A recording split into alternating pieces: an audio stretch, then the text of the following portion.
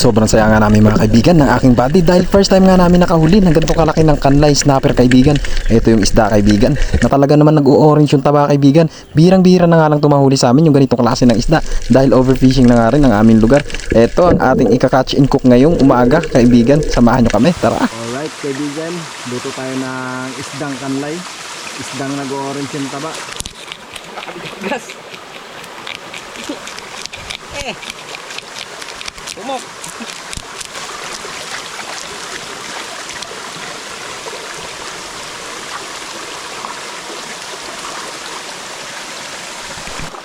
Hatiin lang natin kaibigan pang sigang at sweet and sour. Ito yung taba ng kanlay kaibigan, kulay orange. Yan o, isasama natin to sa tinola. Ito yung pansigan kaibigan. Ito naman yung pang sweet and sour. Taba. Ano nyo, kulay orange yung taba nyo. Sakit. Ha? Sakit.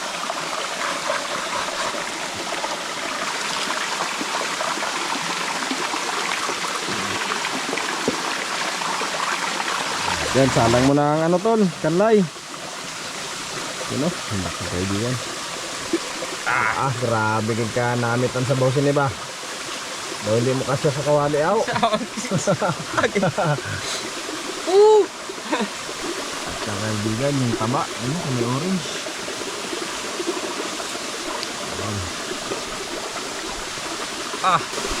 Asin.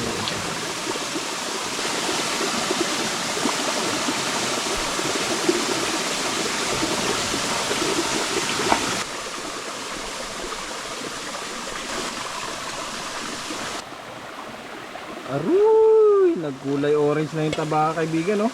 Tingnan yung sabaw kaibigan, kulay orange na dahil sa taba ng kanlay. Wow.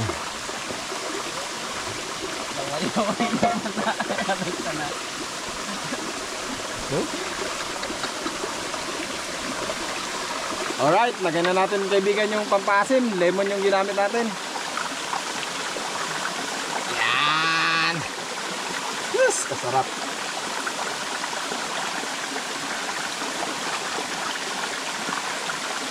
Tag-isa-isa tayo dito. Ito sa akin, ulo. Ulo din sa akin. Grabe. Oh. Sabaw pa lang, ulam na. Hala, grabe. Sobrang kapal ng laman, oh. Woo! Grabe ko, sobrang sarap. Malinamnam.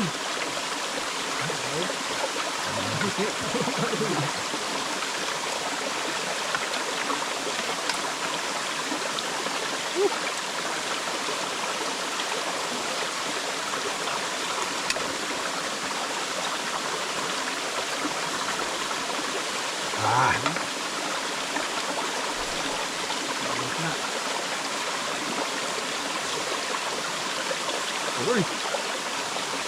Sarap. Taba.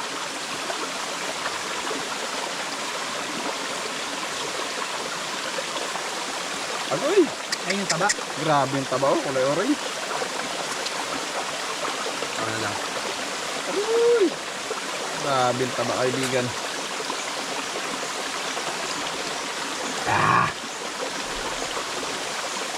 Woo!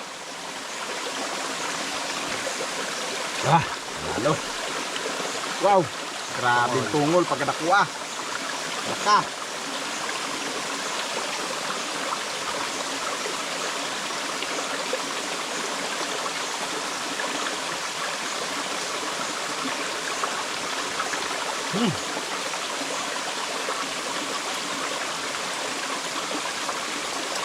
Mga tayo kaibigan, no? Sarap.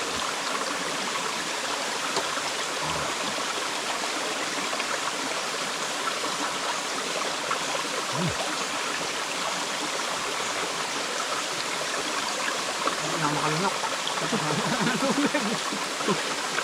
Tubig mo.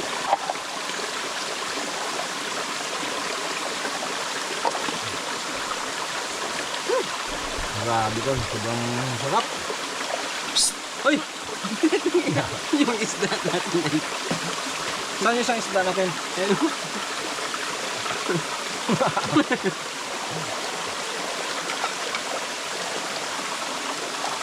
Grabe yung kapal ng balat ko. Tabak pa. Problema. Kanin na naman. Kung ano naman kanin naman. Masarap yung maasin talaga, no? Lemon pa yung ginamit natin. Talaga 100% batid added. Basta yun. Pahinga yung ito. Busog ba? Sol, Pahinga siya eh. busog ka na? Ayun. Isang solid na naman. Thank you Lord.